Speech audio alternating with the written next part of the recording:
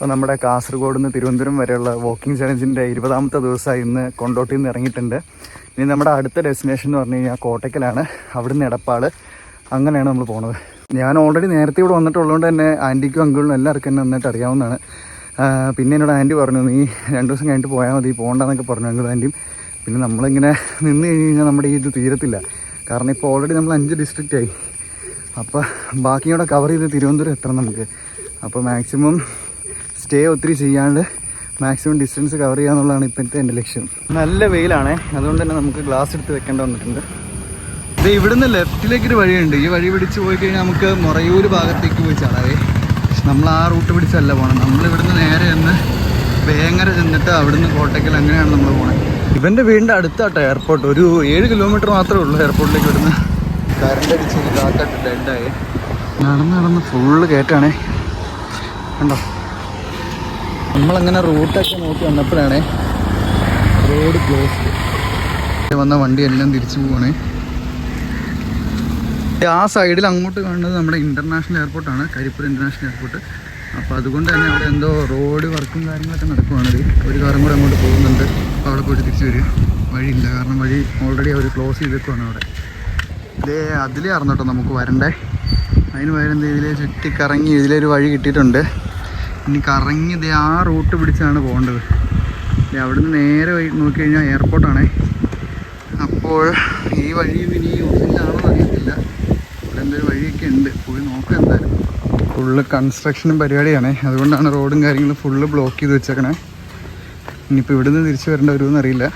അങ്ങനെ അവസാനം നമ്മൾ അവിടുന്ന് നടന്നത് ഏതോ ഒരു റോഡിലെത്തിയിട്ടുണ്ട്. ഈ ചേട്ടനോട് ചോദിച്ചപ്പോൾ മെയിൻ റോഡിലേക്കുള്ള വഴിയാണെന്നാണ് പറഞ്ഞത്.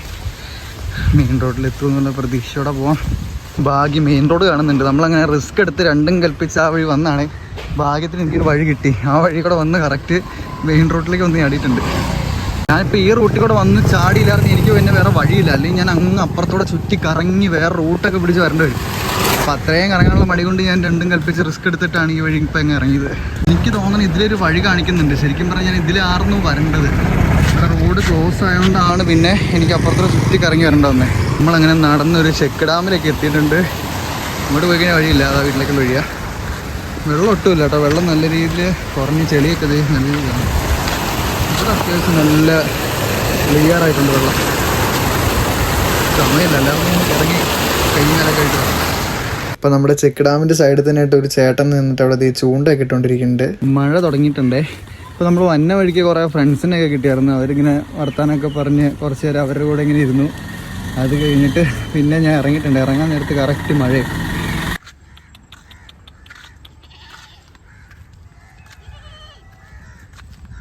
നമുക്ക് വഴിക്ക് വെച്ച് കിട്ടിയ ഫ്രണ്ട്സിൽ ഒരാളാണ് ഇപ്പോൾ പുള്ളി ആ വണ്ടി പോണേ. പുള്ളി കയറണുണ്ടോയെന്ന് ചോദിച്ച് വിളിച്ചതാണ്. ഇതുപോലെ 2 പേര് വന്നിട്ടുണ്ടായിരുന്നു ഇവരുടെ കൂട്ടത്തിലുള്ള. അപ്പോൾ ഞാൻ പറഞ്ഞില്ല, നടന്നിട്ടാണ് വന്നെന്ന് പറഞ്ഞു. പിന്നെ അങ്ങോട്ടാന്ന് പറഞ്ഞ് വഴിയൊക്കെ പറഞ്ഞു നിന്ന് അങ്ങ് പോയി നൈസായിട്ട്. അങ്ങനെ നമ്മൾ ആ മല മൊത്തം കയറി തീർത്തത് മെയിൻ റോഡിലേക്ക് ചാടാൻ പോവാണ്. അപ്പോൾ നിലവിൽ വെയിലും അധികം ഇല്ല, മഴ അധികം ഇല്ല. ഒരു ടാലിയായിട്ട് നിൽക്കുന്ന ക്ലൈമറ്റാണ്. പക്ഷേ നല്ല രീതിയിൽ ഇരുണ്ട് കൂടി നിൽക്കുന്നുണ്ട്. പെയ്യുമായിരിക്കും കുറച്ച് കഴിയുമ്പോഴത്തേക്ക്. ഇങ്ങോട്ട് ഞാൻ എടുത്തിട്ടില്ല, വൈകുന്നേരം വെച്ചിട്ടുണ്ട്. നല്ല രീതിയിൽ കൂടുവാണെങ്കിൽ എടുക്കാമെന്ന് ഓർത്തുകൊണ്ടിരിക്കുകയാണ്. ഓൾമോസ്റ്റ് നമ്മളൊരു 11 കിലോമീറ്റർ കവർ ചെയ്തിട്ട് ചെറിയക്കാട് എന്ന് പറഞ്ഞ സ്ഥലത്ത് വന്നത് ഒന്ന് റെസ്റ്റ് എടുക്കാതിരുന്നാണേ. ഇനിയിപ്പോൾ നമുക്ക് കോട്ടയ്ക്കലിലേക്ക് ഇവിടുന്ന് ഒരു 15 കിലോമീറ്റർ ഉള്ളൂ കേട്ടോ. ഡാർക്ക് ഞാൻ വന്ന ഒരിക്കലും കാളവിടെ എന്നെ നോക്കിക്കൊണ്ട് നിൽക്കണ്ടേ. ഭാഗ്യത്തിന് റെഡ് ഇട്ടിട്ടില്ല, അതുകൊണ്ട് കുഴപ്പമില്ല എന്ന് വിശ്വസിക്കുന്നു.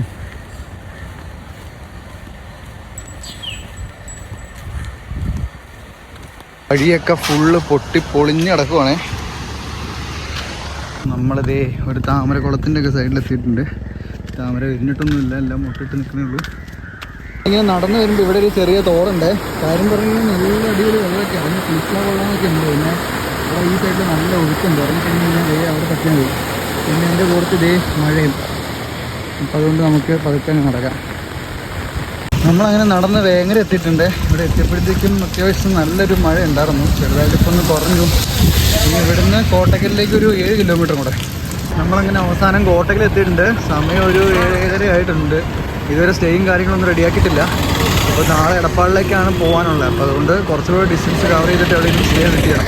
ഞാൻ വരുന്ന വഴിക്ക് അവിടെ റെസ്റ്റ് ഹൗസ് എന്ന് പറഞ്ഞ ബോർഡ് കണ്ടേ. എന്നാൽ പിന്നെ അതൊക്കെ ഒരു ചോദിക്കാമെന്നുള്ള മൈൻഡിൽ ചെന്നപ്പോഴത്തേക്കും അവിടെ ഒരു പുള്ളിയുണ്ട്. പുള്ളി പറഞ്ഞു ഇപ്പോൾ റൂമൊന്നും ഇല്ലാതെ ഓൺലൈൻ ബുക്കിങ്ങും കാര്യങ്ങളൊക്കെയാണെന്ന് പറഞ്ഞു. ഇപ്പോൾ റൂമൊന്നും ഇല്ലാതെ ഓൾറെഡി എല്ലാം ഫില്ലായെന്ന് പറഞ്ഞു. അപ്പോൾ അതുകൊണ്ട് നമ്മളിനി അടുത്ത റൂം അന്വേഷിച്ച് ഇറങ്ങുകയാണ്. അങ്ങനെ നമ്മൾ നടന്ന് എത്തിയപ്പോഴാണ് ഒരു കിട്ടയെല്ലാം സാധനങ്ങൾ